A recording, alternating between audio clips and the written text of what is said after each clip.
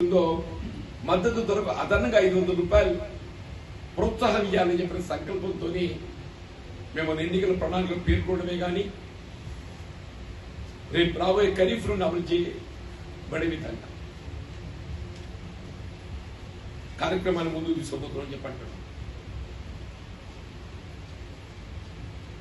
ఇలా రైతు బంధు ఉదాహరణ చెప్పండి.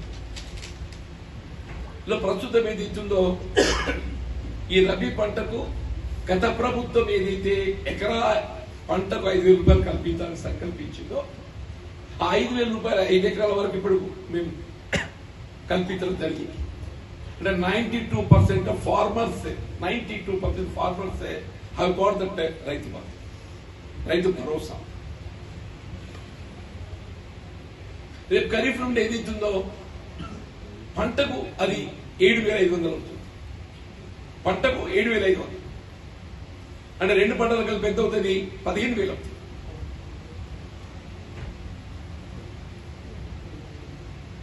ఇవాళ మిత్రుడు అరవింద్ గారు మాట్లాడుతుంటే నాకు నిజంగా ఆశ్చర్యం. ఎందుకంటున్నంటే ఆయన భారతీయ జనతా పార్టీకి ప్రాతినిధ్యం వహిస్తుంది. ఆయన భారతీయ జనతా పార్టీకి ప్రాతినిధ్యం వహిస్తుంది. నేను కానీ మిత్రుడు వినయ్ కానీ మేము కాంగ్రెస్ పార్టీకి ప్రాతినిధ్యం వహిస్తున్నాం. మరి పార్లమెంట్ ఎన్నికలు ఏదైతుందో రైతాంగం అంటే ప్రజానీకం గమనించాల్సింది ఇరు పార్టీల యొక్క ఆలోచన విధానాన్ని గమనంలోకి తీసుకోవాలి. ఇరు పార్టీల ఆలోచన విధానాన్ని గమనంలోకి తీసుకోవాలి.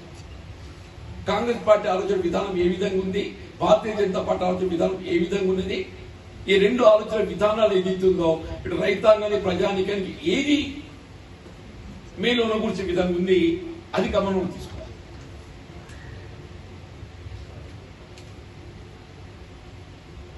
నేను కనీస మద్దతు ధర గురించి చెప్పాను.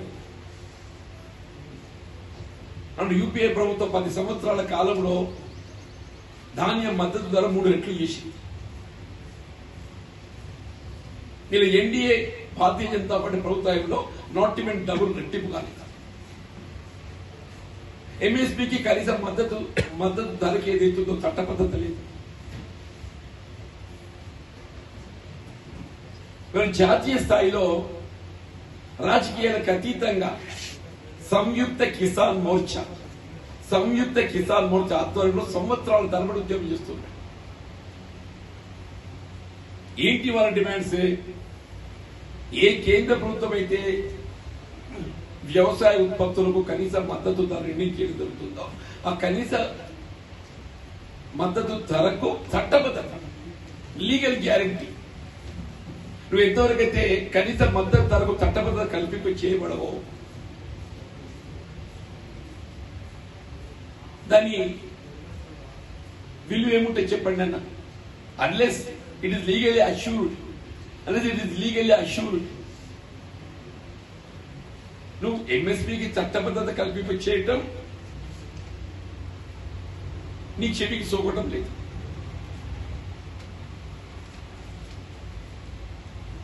పెరుగుతున్న పెట్టుబడి వ్యయం తగ్గింపు చేయడానికి ఏదైతుందో నీకు చేతులు రావటం లేదు.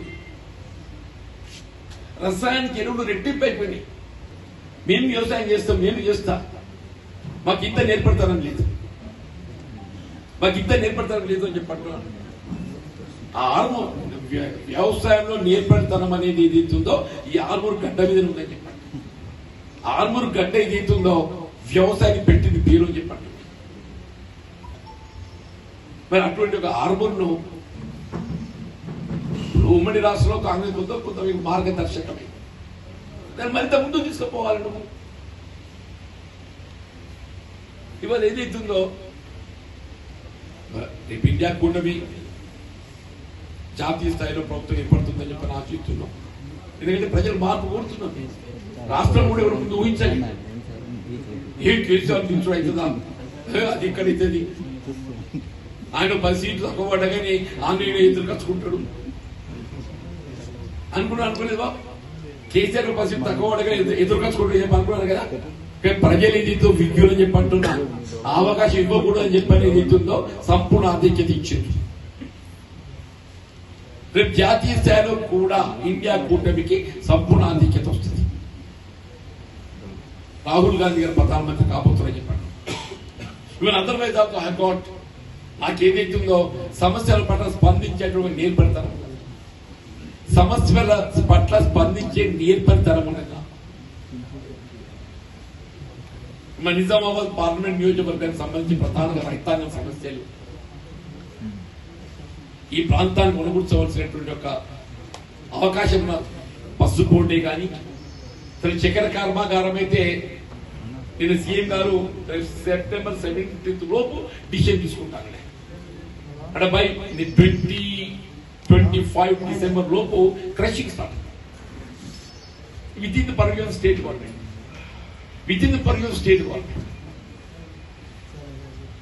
అట్లా సెస్ లా కంపెనీ ఫుడ్ ప్రాసెసింగ్ యూనిట్స్ అని చెప్పంటున్నాం. మ్యాంగో ప్రాసెసింగ్ యూనిట్ కలుసుకో ఇవన్నీ చేయడానికి అవకాశం ఉందని చెప్పంటున్నాం. ఈ ప్రాంతాన్ని ఆర్మూర్ ప్రాంతం ఏదైతుందో వ్యవసాయం పెట్టింది పేరుకి. దీన్ని ఏ విధంగా రాష్ట్ర స్థాయిలో రైతాంగానికి ప్రోత్సహింపజేయబడే విధంగా ముందుకు తీసుకెళ్ళడం జరుగుతుందో తప్పకుండా చేస్తానని చెప్పంటున్నా. ఇలా ప్రకృతి వైపరీత్యాల్లో ఎవరైతే పంట నష్టమైన రైతులలో ఆ రైతు ఆదుకోవటానికి వరకు ప్రభుత్వం అంశాలు రూపొందిస్తుంది. వారికి ఏ విధంగా ఆర్థిక సాయం చేయాలనో, ధాన్యం సేకరణ సంబంధించి కూడా ఏదైతుందో ఏ విధంగా ఇబ్బందులు లేకుండా సేకరింప చేయబడే చర్యలు చేపడుతుంది. దిస్ గవర్నమెంట్ అసలు బేసిక్ గా జరిగే ఎన్నికలే పెట్టుబడిదారు వర్గాలకు రైతాంగం మధ్య జరుగుతున్న ఎన్నిక. బేసిక్ ఈ జరుగుతున్న ఎన్నిక పెట్టుబడిదారు వర్గాలకు రైతాంగాన్ని మధ్య జరుగుతున్న ఎన్నిక అని చెప్పండి. రైతాంగం అంతా సమిష్టి ఉన్నాం కాబట్టి తప్పకుండా విజయం సాధిస్తామనే విశ్వాసాన్ని వ్యక్తం చేస్తాం.